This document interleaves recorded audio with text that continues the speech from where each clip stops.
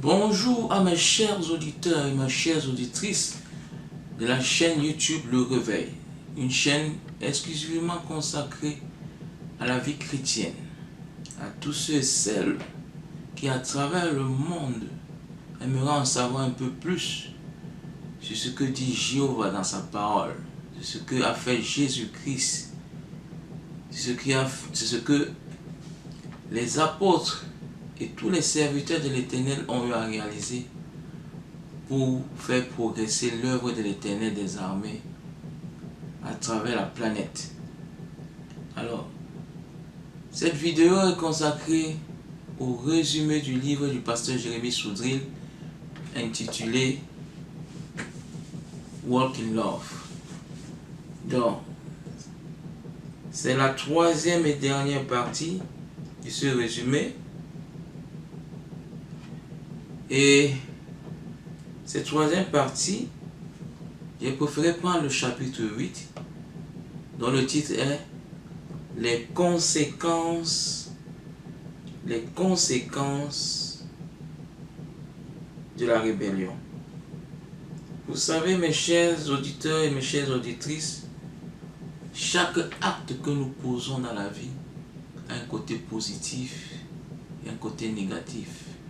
Le côté positif, c'est la récompense, la reconnaissance sociale. Le côté négatif, c'est la punition de l'Éternel, la punition sociale, l'exclusion sociale. Donc, alors, dans la deuxième partie, nous avons vu la description des actes de rébellion. Comment est-ce que les rebelles se comportent-ils dans nos paroisses, dans nos églises? Qu'est-ce qui fait en sorte qu'on dise qu'une personne est rebelle et qu'une autre personne ne l'est pas? Donc, aujourd'hui, nous allons voir les conséquences de ces actes. Bon, nous observons de plus en plus dans nos églises de fréquents actes de rébellion. Leurs manifestations prennent plusieurs formes. Par exemple, les paroissiens peuvent fréquemment être absents lors des réunions de prière programmées à l'avance. Ils peuvent murmurer contre le pasteur et son équipe. Ils refusent d'obéir aux consignes et directives du berger. Bref, tous ces actes de rébellion ont des conséquences dans la vie spirituelle de tout chrétien. Donc le pasteur Jérémie Soudril, dans son livre Walk in Love, au chapitre 8, a classifié ces conséquences en deux grandes catégories. La première catégorie, c'est la déchéance spirituelle du chrétien. Elle se déroule en trois étapes. Premièrement, la stagnation. Deuxièmement, le refroidissement. Et troisièmement, la confusion. J'espère que vous ne faites pas partie de cette première catégorie. La deuxième catégorie est le jugement divin. Au sujet de cette catégorie, le pasteur Jérémie Soudril nous présente 6 exemples pour mieux illustrer les différents comportements de celui-ci.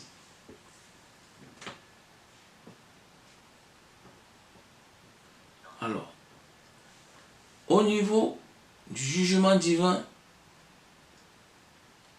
nous pouvons avoir les exemples qu'on peut classer comme l'abaissement, être livré à Satan, les accidents, la maladie, la mort prématurée, la perte de la récompense au tribunal de Christ. Tous les éléments mentionnés ci-dessus feront l'objet d'un développement. Je vais donc commencer par vous parler de la première catégorie, la déchéance spirituelle. La première conséquence qu'on observe dans la vie des chrétiens rebelles est la stagnation. Ceux-ci ne s'épanouissent pas et n'avancent pas. Il pèse donc sur tout chrétien rebelle une punition. Et vous pouvez le lire dans 2 Timothée 3, verset 9. Il est écrit, ils n'iront pas plus loin. D'autres sources bibliques en parlent. À cet effet, je vous suggère de consulter les passages suivants. 2 Timothée 3, versets 6 à 9, Nombre 14, versets 20 à 24 et Romains 2, versets 1 à 11. Ainsi, plusieurs hommes et femmes appelés par Dieu ne sont jamais entrés dans leur appel à cause de leur cœur, à cause de leurs nombreux actes de rébellion. Ils étaient plus occupés à scanner les fautes des autres que leurs propres fautes, convaincus que le problème était ailleurs. Ces personnes ont omis de prendre soin d'un précieux trésor, leur cœur. À l'opposé des rebelles, les justes croissent et s'épanouissent. Ceux-ci ont compris que la fidélité à Jéhovah dans les moments d'épreuve donne de bons fruits, malgré les difficultés, les changements de saison, les erreurs des uns et des autres. Le juste a gardé son cœur et s'est profondément enraciné dans la maison de l'Éternel, refusant de s'éloigner. Par conséquent, le juste est récompensé par l'Éternel des armées. C'est la raison pour laquelle il est écrit en Psaume 92, versets 13 à 15. Les justes croissent comme le palmier, ils s'élèvent comme le cèdre du Liban. Plantés dans la maison de l'Éternel, ils prospèrent dans les parvis de notre Dieu. Ils portent encore des fruits dans la vieillesse. Ils sont pleins de sève et verdoyants. Le pasteur Jérémie Soudry nous révèle ce secret spirituel. La rébellion nous amène à tourner en rond dans notre vie spirituelle, professionnelle, financière et familiale. La rébellion nous amènera dans d'incessants cycles de malédiction. Par conséquent, pour progresser de manière durable dans la vie, l'homme doit faire preuve d'amour du prochain, de bonté, de miséricorde. L'homme doit s'abstenir de murmurer, de critiquer, de scanner les gestes, les faits et gestes du pasteur, des responsables de la paroisse. Cette façon de faire, qui fait désormais partie de son être intérieur, permet donc au bon chrétien d'être de plus en plus fort spirituellement, de vivre pleinement une intimité avec son Créateur Jéhovah. Les rebelles ne connaîtront jamais cette relation d'intimité. Au contraire, ils connaissent une fin tragique. Rappelons-nous que ce qui s'est passé dans le désert lors de l'exode du peuple juif vers la terre promise. Oui, les Juifs ont été frappés parce qu'ils ont été rebelles. Les rebelles ont tous péri dans ce lieu aride. Caleb et Josué, soumis à Moïse et à Dieu, restèrent fidèles jusqu'au bout. Ceux-ci connurent une progression et prirent possession du pays que Dieu leur donna. Je vous invite à méditer sur le passage biblique, Nombre 14, verset 24. Donc, la rébellion peut engendrer une malédiction familiale. Si nous sommes parents, nous devons nous abstenir de nous opposer ou de critiquer les décisions de l'autorité spirituelle de notre Église. Il est important de savoir que s'opposer au pasteur de notre paroisse équivaut à s'opposer à Dieu, car il est son représentant dans ce lieu saint. L'Éternel sanctionne sévèrement les actes de rébellion. Rappelons-nous que Jéhovah a puni le sacrificateur Élie. C'est toute sa famille qui a péri, lui, ses fils et sa belle-fille. C'est le même sort que Jéhovah a réservé aux 250 hommes de Corée. Lorsque la terre s'ouvrit, ils furent engloutis avec leurs épouses et leurs enfants. Le pasteur Jérémie nous révèle également une autre dimension de la rébellion. Il s'agit de la rébellion au sein de la famille. Mes chers amis, faites attention avec cela. La rébellion au sein de la famille. On observe cette rébellion au cours des discussions familiales. Celles-ci peuvent engendrer des malédictions sur nos enfants s'ils posent des actes de rébellion répétés envers leurs parents ou leurs aînés de la famille, oncles, tantes, grand-mère, grand-père. Pour se prémunir de celles-ci, les enfants doivent apprendre à garder leur cœur, à être obéissants, à être soumis et surtout observer, connaître les lois de l'Éternel.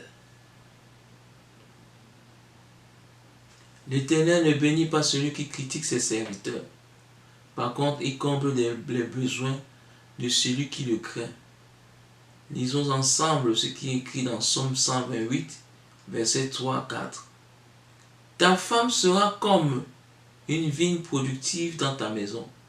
Tes fils seront comme des plants d'olivier autour de ta table. Voyez, c'est ainsi que l'homme qui craint Jéhovah sera béni. La rébellion engendre également quelque chose de terrible dans le cœur de l'homme, le refroidissement. C'est un état spirituel dans lequel le rebelle n'est plus connecté spirituellement au royaume de Jéhovah. Il perd toute intimité avec son Créateur, malgré la fréquence quotidienne de ses prières. Il est écrit dans Nombre 12, versets 7 à 8, « Mais avec mon serviteur Moïse, il n'en est pas ainsi. Tout mon peuple lui est confié. Je lui parle face à face, clairement, et non par énigme. Et il voit la manifestation de Jéhovah. Pourquoi donc n'avez-vous pas craint de parler contre mon serviteur, contre Moïse? Ne vous trompez pas. Recevoir un songe et donner des paroles prophétiques n'est pas un signe de bonne santé spirituelle. Un rebelle comme un athée peut recevoir des songes.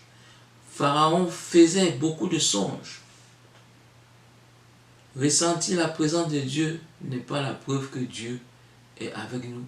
Bien que Dieu l'ait rejeté, le roi Saül, rempli de la présence de Dieu, fut saisi par le Saint-Esprit et se mit à prophétiser avec force. Vous me poserez la question de savoir qui peut rester dans la présence de Dieu. Lisons ce que dit la Bible à ce sujet dans Psaume 24, versets 3 à 4. Il est écrit: qui pourra monter à la montagne de l'Éternel, qui s'élèvera jusqu'à son lieu saint? Celui qui a les mains innocentes et le cœur pur, celui qui ne livre pas son âme au mensonge et qui ne jure pas pour tromper. Donc mes chers auditeurs et auditrices, ce passage répond à la question que les uns et les autres se posent. Seuls ceux qui ont les mains innocentes et qui ont gardé leur cœur pur mériteront la présence de l'Éternel dans leur vie. Garder son cœur pur revient entre autres à s'abstenir de juger les autres. Jéhovah ne nous a pas établis juges des cœurs. Le pasteur Jérémie nous affirme que des milliers de chrétiens se refroidissent spirituellement parce qu'ils se sont assis à table pour juger les autres. Ces chrétiens sont congelés de l'intérieur. Ils ne vivent pas de réelle expérience avec Dieu. Ils ne ressentent pas l'approbation divine et ils ne voient pas se réaliser ce que Dieu les avait promis il y a si longtemps. Pour remédier à la situation, les coupables se doivent de changer de cœur. La rébellion engendre également un autre phénomène, c'est la confusion dans la vie des chrétiens. À force de se poser mille et une questions sur les leaders spirituels et sur les autres chrétiens, le rebelle ouvrira la porte au monde des ténèbres. Il va donc attirer sur lui des oppressions spirituelles qui le conduiront à la confusion. Dans les Saintes Écritures, Job fut mentionné comme un homme confus à un certain moment de sa vie. Il se posa à lui-même une multitude de questions dont il ne put répondre. Son comportement amena Jéhovah à lui poser 80 questions. Je vous invite à lire Job 38, versets 1 à 6. Job n'eut pas de réponse aux questions de Dieu. C'est la raison pour laquelle Job se repentit d'avoir cru comprendre. Il est primordial dans la vie de se poser des questions utiles, telles que ai-je péché et critiqué quelqu'un? Ai-je gardé mon cœur et Dieu peut-il approuver mes pensées? À la différence de ses amis confus comme lui, Job choisit la voie de la sagesse. Il s'humilia et se repentit lors d'une discussion avec son Créateur. Nous pouvons le lire dans Job 42, versets 1 à 6. Quel enseignement peut-on tirer des erreurs de Job? Nous pouvons constater que les questions futiles nous conduisent dans la confusion. Il est sage pour les fils d'Israël de choisir de se poser des questions utiles à leur développement spirituel. Ne nous posons pas de questions qui nous conduiront à la confusion. Il est important de savoir que l'Éternel veille sur ses lois et sur sa parole. Il punit ceux-là qui persistent dans le mal et refusent de se repentir. Nombre 14, verset 18. Le pasteur Jérémie Soudril nous dit ceci. Nous avons le choix, la repentance ou la détermination à poursuivre le mal. Si nous continuons à critiquer et déshonorer nos autorités spirituelles, alors Dieu ne nous tiendra pas pour innocents. Nous devons choisir la repentance et le pardon ou l'endurcissement et la colère. Mes chers auditeurs, qu'est-ce que vous choisissez? La repentance et le pardon ou bien l'endurcissement et la colère de l'Éternel, le jugement divin. Une fois donc que vous avez posé tous ces actes, ne croyez pas que cela restera impuni. Dieu juge ses créatures. Personne n'est à l'abri de la justice divine. Celle-ci sera particulièrement sévère pour ceux et celles qui ont jugé durement leur prochain. Ainsi, si une personne a été dure envers les autres, Dieu sera dur envers elle. Si elle a été méchante envers les autres et ne leur a pas fait miséricorde de leurs actes, cette personne ne bénéficiera pas de la miséricorde de Dieu. Je vous invite à lire Jacques 2, versets 12 à 13. Il est important de savoir ceci en tant que chrétien. Nous devons aimer notre prochain comme nous-mêmes. Celui qui n'aime pas son frère doit savoir qu'il a piétiné le sang de la grâce et rejeté le message de Christ. Jéhovah a dit, Jéhovah a été bon envers nous et nous a pardonné par la loi de liberté. Nous devons à notre tour libérer les hommes qui nous sont redevables. Dieu accorde sa miséricorde à ceux qui pratiquent au quotidien la miséricorde envers leurs frères et sœurs. Si tu optes, si tu choisis la loi de Moïse pour accuser les hommes et les condamner, tu seras également accusé et condamné par Dieu si tu es coupable. En bon entendeur, salut. Si un homme est reconnu coupable par la justice divine, il peut subir plusieurs types de sanctions. Donc, il y a plusieurs types de sanctions prévues par cela. Première sanction, l'abaissement. Une personne rebelle envers l'autorité divine subira l'abaissement dans sa vie. Cet abaissement se matérialise par une chute. Celle-ci peut être d'ordre spirituel, social, intellectuel, familial, financière. Nous devons savoir que Dieu a le pouvoir d'abaisser et d'élever n'importe qui, peu importe son rang social ou ecclésiastique. Dans ce domaine, l'Éternel ne fait pas de favoritisme, mes chers amis. Deuxième sanction prévue, l'abaissement financier. Le roi Belshazzar et son père, le roi Nebuchadnezzar, firent tous les deux la douloureuse expérience de l'abaissement divin. Je vous invite à lire Daniel 5, versets 18 à 21. L'un a mouru quelques heures plus tard. Le roi Belshazzar, vous pouvez lire son histoire, sa sanction dans Daniel 5, versets 22 à 28. Et l'autre se repentit et vécut une pleine restauration. Lisons ensemble Daniel 4, verset 34. Il est écrit, maintenant je loue, j'exalte et je glorifie le roi des cieux, car il agit en accord avec ses paroles, et tout ce qu'il fait est juste. Il a le pouvoir d'abaisser ceux qui vivent dans l'orgueil. Amen, alléluia. Le roi Hérode fut également frappé par l'ange de l'Éternel lorsqu'il se glorifia le torse pendant que ses oreilles dégustaient l'idolâtrie qui lui était destinée. Lisons-le dans Actes 12, versets 22 à 23. En un laps de temps, le roi Hérode perdit tout. Sa position, son rang, sa gloire, ses biens, sa famille, ses concubines, ses plaisirs, son oxygène et sa vie. Le pasteur Jérémie nous informe que nous pouvons connaître dans notre vie une période de correction ou de jugement divin. Voici les indices qu'il nous révèle afin de pouvoir les identifier aisément. Si nous nous retrouvons au cœur de multiples et d'incessants problèmes, n'est-ce pas, dans notre vie, un signe que quelque chose ne va pas? Dieu est-il en train de nous parler du ciel pour nous dire que quelque chose ne va pas? La correction précède souvent le jugement, et le jugement, la mort. Le chrétien peut également être livré à Satan. Oui, il est important que tout chrétien sache qu'il existe un jugement sur terre. Sous l'inspiration divine, un pasteur ou un serviteur de Dieu peut livrer entre les mains de Satan tout rebelle qui refuse de se repentir. Ce jugement peut avoir l'une des conséquences suivantes: la maladie, une morsure de serpent, un accident ou la mort.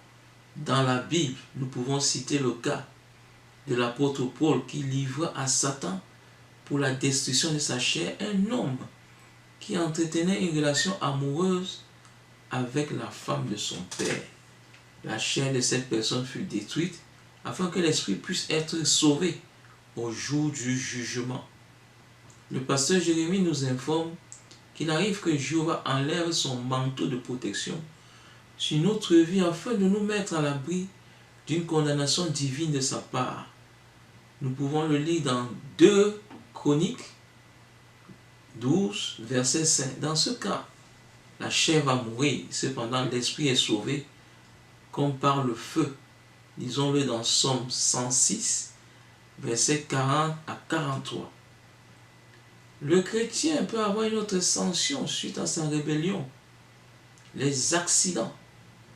Oui, l'apôtre Paul nous informe des conséquences du jugement divin. Il nous fait savoir qu'il existe 3 conséquences: la maladie, l'infirmité, entre parenthèses accident, et la mort. Je vous invite à lire Corinthiens 11, versets 27 à 32. Ce jugement divin est prononcé sur la vie de tout chrétien qui boit la coupe et mange le pain de Christ tout en refusant de pratiquer l'amour du prochain. Dans la Bible, il existe de nombreux exemples de jugement. Prenons celui-ci par exemple, le soulèvement du peuple d'Israël contre Jéhovah dans le désert. Suite à l'inconduite du peuple, l'Éternel des armées envoya des serpents venimeux qui mordirent le peuple et beaucoup moururent. Nombre 21, versets 4 à 6. Cependant, si nous obéissons à Jéhovah et marchons dans sa présence, nous serons à l'abri de beaucoup de situations déplorables. Rappelons-nous de Daniel qui fut jeté dans la fosse aux lions. Daniel n'a pas été dévoré par les lions parce que Daniel obéissait aux lois et aux commandements de Dieu. Je vous invite, pour vous en informer, à lire Daniel 6, verset 22. Il en sortit indemne de ce trou, car l'Éternel envoya son ange pour le protéger. En effet, Dieu nous promet que nous pourrons marcher sur les serpents et sur les scorpions et sur toute la puissance de l'ennemi sans que rien de tout cela ne puisse nous faire du mal. Pour bénéficier de cette protection, il faut obéir. Oui, il faut obéir à Jéhovah et à ses représentants sur terre. Par contre, si nous sommes rebelles et désobéissants, nous perdons la protection de l'Éternel et deviendrons une proie facile à atteindre. Pour nous contemporains, la conséquence de la rébellion peut être un accident de voiture, une chute dans un escalier, dans une rue ou dans un magasin, se couper un doigt avec un couteau ou un appareil, être brûlé, être percuté par une lourde charge, subir un accident de travail, faire un AVC, subir une grosse perte d'argent. Lorsque ces événements se produisent dans nos vies, posons-nous quelques questions. Ne faisons pas comme si de rien n'était. Alors les questions suivantes, on peut se les poser. Ai-je été rebelle? Ai-je murmuré contre les serviteurs de Dieu? Suis-je dans une vie de péché, injustice, adultère, abus sexuel? Ai-je jugé durement un frère ou causé la division dans une église? Eh oui. Une autre conséquence, c'est la maladie. Dans nos églises, nous observons un grand nombre de malades. Oui, un grand nombre de malades. La plupart de ces cas de maladie sont la résultante d'un jugement divin. L'apôtre Paul en son temps avait fait le même constat dans l'église de Corinthe. C'est la raison pour laquelle il dira, y a-t-il quelqu'un parmi vous qui soit malade? Il est important de noter que ce ne sont pas toutes les maladies qui sont issues du jugement divin. D'où viennent ces maladies que nous contractons suite à un jugement divin? Le pasteur Jérémie nous fait savoir que celles-ci ne proviennent pas de Dieu. Elles proviennent des forces des ténèbres parce que Jéhovah a retiré son manteau protecteur, laissant ainsi libre accès aux forces ennemies de nous atteindre. La Bible regorge d'exemples de ce type. Dans le désert, par exemple, durant l'exode des Israélites vers la terre promise, Jéhovah empêcha les serpents de mordre ceux-ci. Mais lorsque le peuple pécha contre lui, l'Éternel laissa libre accès au peuple, permettant ainsi aux serpents de les mordre. Nous devons savoir que embrasser la haine et le mépris des autorités et des frères nous prive de la grâce et de la miséricorde. De même, ceux qui sont rebelles et désobéissants au commandement de Dieu cheminent sur un terrain où Dieu ne se trouve pas. Aussi, le malheur les atteint facilement. Lisons Nombre 14, versets 44 à 45, afin de prendre connaissance d'un cas biblique.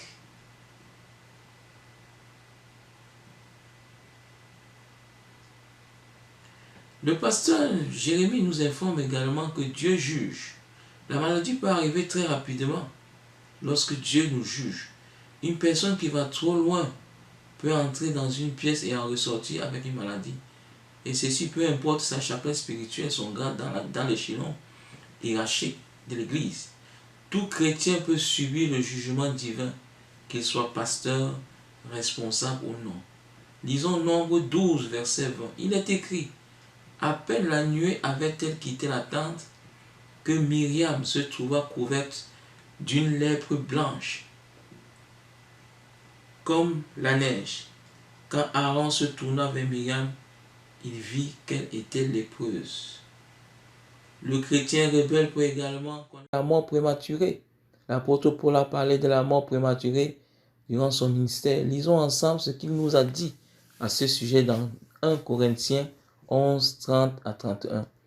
Il est écrit, c'est pour cette raison qu'il y a parmi vous tant de malades et d'infirmes, et qu'un certain nombre sont morts. Si nous discernions ce que nous sommes, nous ne tomberons pas sous le jugement. De nos jours, nous ne sommes pas à l'abri du jugement. Des pasteurs ont plein d'histoires à vous raconter sur des cas de mort, suite à une courte période de maladie ou des morts subites de rebelles quelques semaines après leur acte de rébellion. Dans la Bible, nous avons le cas d'Hérode, qui mourut prématurément par une courte maladie. Lisons Acte 12, verset 23. Au même instant, un ange du Seigneur le frappa parce qu'il n'avait pas donné gloire à Dieu. Et il expira, rongé des vers. Ainsi donc, nous devons savoir que la rébellion a des conséquences. Il y a également une autre conséquence, c'est la perte des récompenses au tribunal de Christ.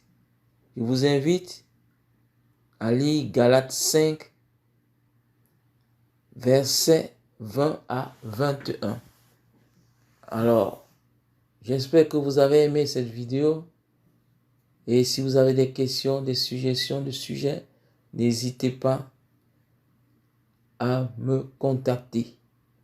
Avant de nous quitter, j'aimerais que vous vous abonnez, vous likez, vous partagez, mais également que nous fassions une courte prière.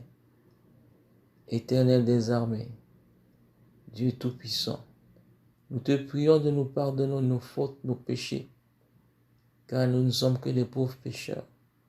Lorsque nous avons commis certains actes de rébellion, inconsciemment ou consciemment, oui, Père, nous nous repentons, nous regrettons nos actes. Nous te prions, Père, de nous guider, de nous diriger, afin que nous ne posions plus de tels actes de rébellion. Donne-nous la force, Yahweh, l'intelligence et la perspicacité, ou montre-nous tout acte de rébellion que nous posons dans notre vie. Au nom du Seigneur Jésus-Christ, Amen.